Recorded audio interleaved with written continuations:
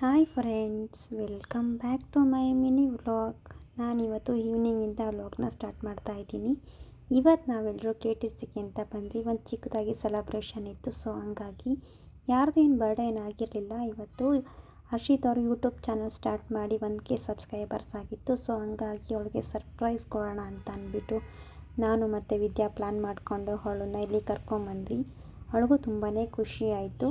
ನಾವೆಲ್ಲ ಎಂಜಾಯ್ ಮಾಡಿಕೊಂಡು ಕೇಕೆಲ್ಲ ಕಟ್ ಮಾಡಿಸ್ತಾ ಇದ್ದೀವಿ.